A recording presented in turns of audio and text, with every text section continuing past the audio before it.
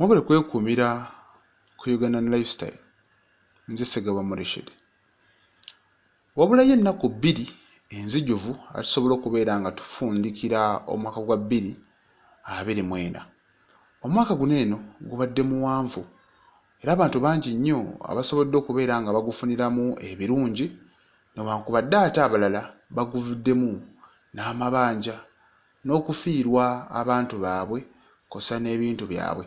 Gwakyali omulamu munnange, ate weebaza omutonzi, naawe aguyiseemu n'okusoomoozebwa okw'enjawulo. Beera mugumu, 2025 osanga bijja kutereera.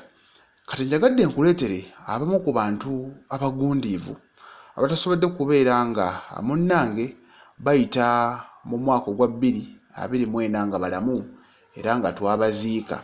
Ano nno tujja kutandika n'omukyala amanyikiddwa nga Cecilia Ogwal. Ono nno amannya ge mu bujjuvu ye Cecilia Barbara Atim Ogwal, era nga we yafiira mu mwezi ogwa January guno gwennyini omwaka yali atemera mu gy'obukulu 77.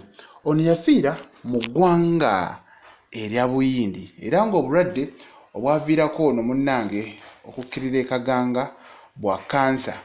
Ono nno yeyeetiikirira nnyo mu byobufuzi bya Uganda lwa nsonga yamala ebbanga ddene nnyo ng'ali ku ludda oluvuganya gavumenti.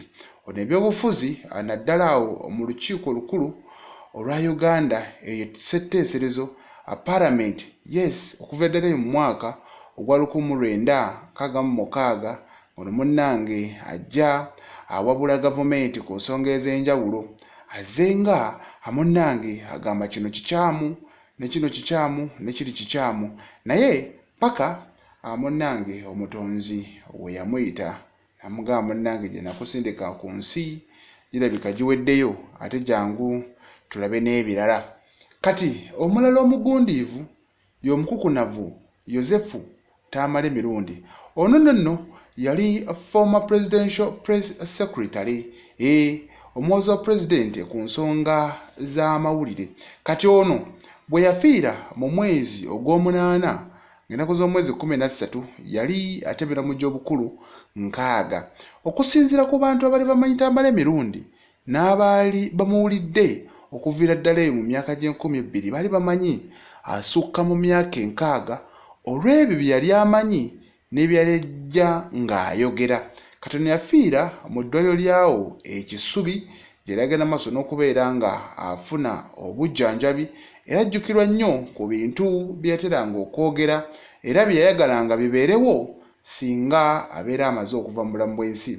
Ente 2 zirina okugwa ekabalagala, ente 2 zirina okugwa ewazana, n'endala 2 azigwe eyo ekyengera.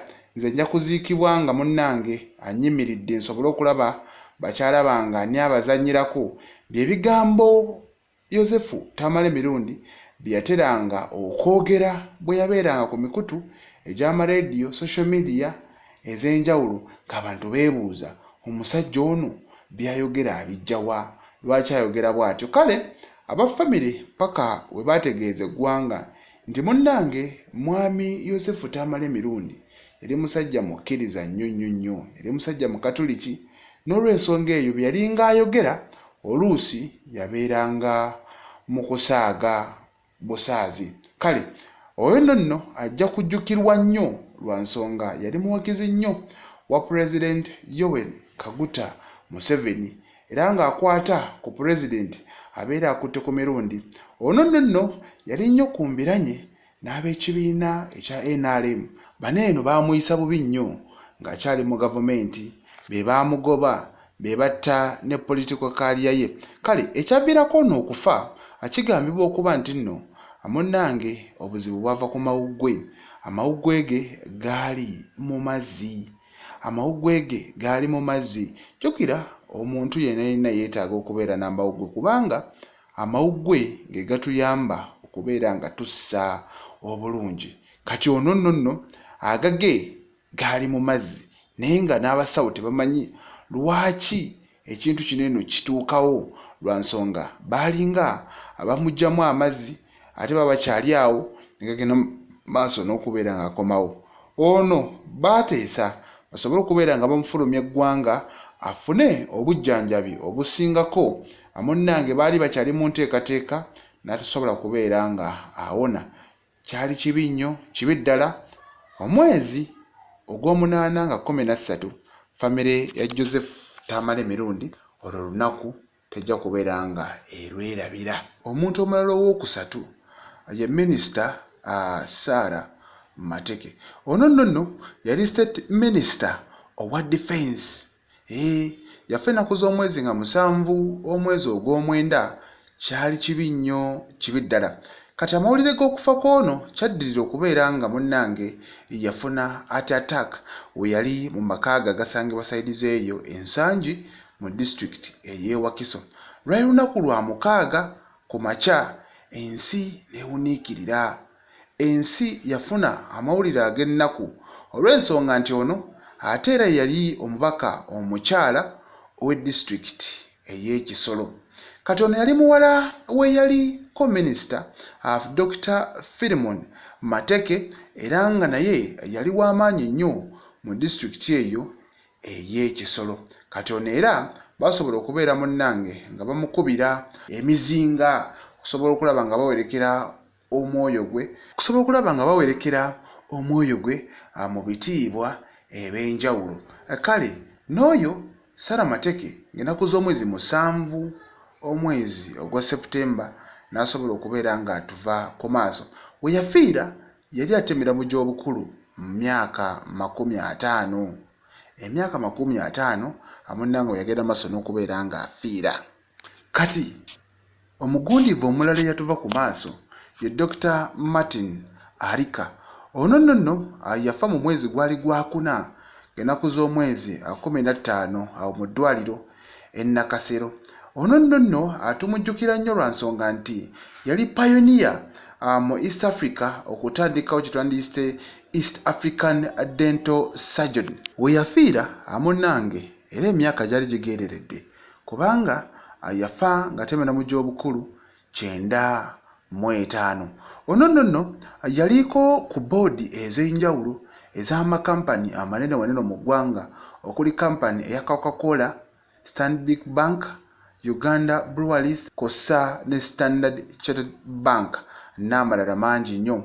Kati ono era yaliko state minister wa foreign affairs okuva ddala mu mwaka ogwa 1996 okutuuka mu mwaka ogwa 1999.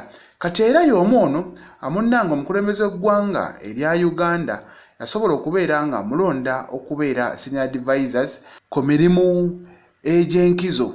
Kati omulala eyagenda maaso n'okubeera munnange nga guno omwaka tegumuleseewo yamanyikiddwa nga Onapito Akumoroit. Ono nno naye munnamawulire yali akola ginene emirimu nga gye tukola nga tannaba kubeera nga yeegatta ku gavumenti. Yafa ng'ennaku z'omwezi 27 omwezi ogw'omwenda era ono bwe yafiira yali atemera mu gy'obukulu 58. Kati ono yaliko manager awo mu Nile Breweries ate era munnange n'asobola okubeera ng'akola emirimu egy'enjawulo okufaananako n'omugenzi Tamale Mirundi.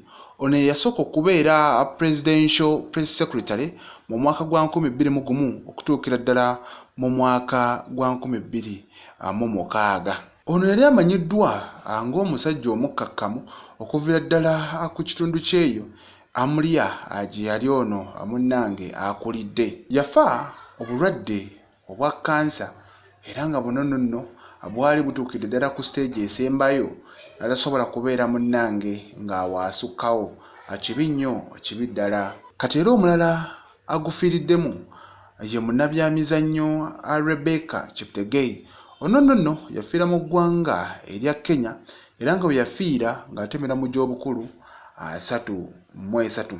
Yafiira mu ddwaliro erya Moi Teaching and Referral Hospital awo e Eldoret era nga munnange eyali muganzi we Dickson Ndwema Marangach yasobola okubeera nga munnange amutta.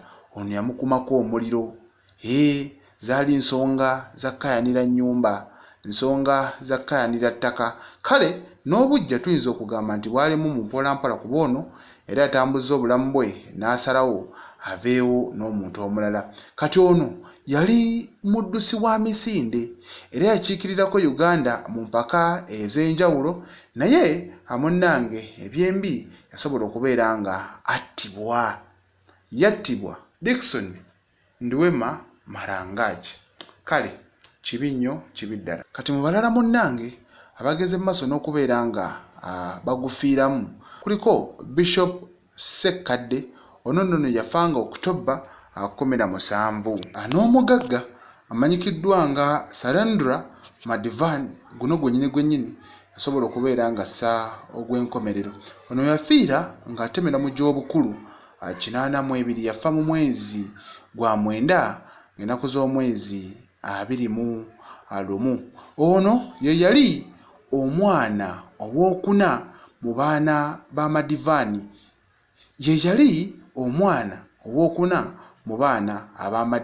Kale naye yasobola okubeera nga guno eno atagusimattuka. Kiddu Makubuya naye yasobola okubeera ng'afa. Ono yafiira ku myaka 75 mu mwezi ogw'omunaana ng'ennaku z'omwezi 19.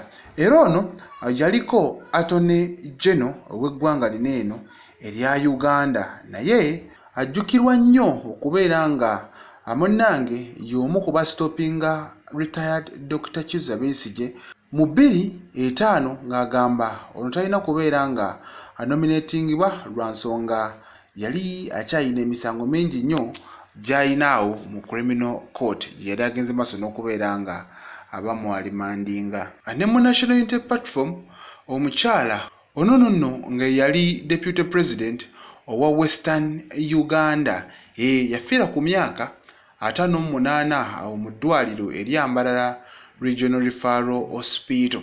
Kati ono yafa mu mwezi ogw'omwenda era yaleka eddibu ly'amaanyi nnyo lwa nsonga ajjukirwa nnyo ng'omukyala ataali musosoze mu mawanga.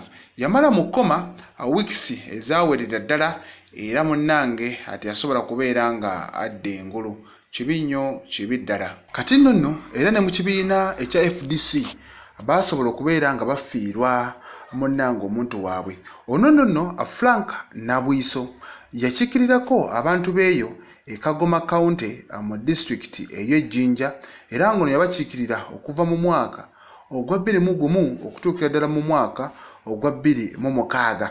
Kati yasobola okubeera nga amusiguukulula ye Frederick Nkai, ono n'asobola okuba nga amugjayo n'amugamba vaayo nange nsobole okubeera nga nkikwatamu.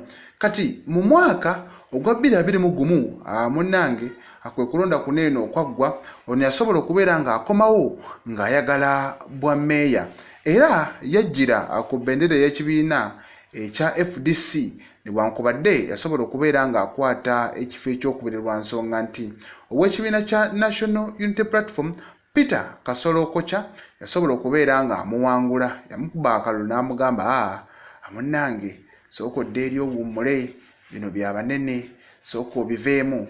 Era bw'atyo omusajja wattu nadda ebbali era nga bwe yafiiridde y'omu ku bammemba ababaddeko nga aba FDC's Special Elders Council be bawabula bagamba kino kye twetaagisa okukola, kino kye tulina okubeera nga atuzzaako. Kale oyo yamanyikiddwa nga Frank Nabwiso. Ono waafiiridde ng'atemera mu gy'obukulu 83 era nga yafa mu mwezi ogw'E12 nga 14. Kale ezo ze zimu munnange abo be bamu ku bantu be tujja okujjukira mu mwaka ogwa 2024 abasobola okubeera nga batuva ku maaso.